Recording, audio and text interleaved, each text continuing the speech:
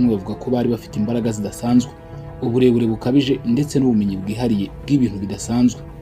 Hari n'abemeza ko ibikorwa byabo byakomotse ku butumwa bwihariye cyangwa ibanga ry'isi, bigasiga ibimenyetso by'ubwoba n'amayobera mu mateka y'abantu. Nubwo benshi batabyemera, inkuru zabo zikomeza gutera amatsiko no guhishura ibibazo by'imbaraga n'ibyumviro by'isi ya kera, bituma izina Nephilim riba ihuriro ry'ibyihishe n'ibitangaje. Ibi biremwa bidasanzwe binavugwa muri Bibiliya ni ibiremwa bwoko ki? Kuki byiswe Nephilim? Kuvuga ko ibi biremwa byateje akahe kaga mu isi.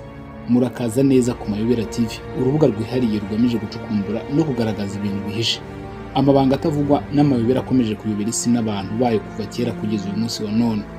Wicikwa n'amabanga, amayobera n'ibitavugwaho rumwe tubagezaho muri buri kiganiro tubategurira kuri iyi sheni yacu kandi yanyu.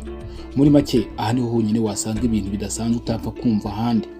Icyo bigusaba rero ni ugukanda subscribe ndetse no gukanda ku nzogera kugira ngo ubone amakuru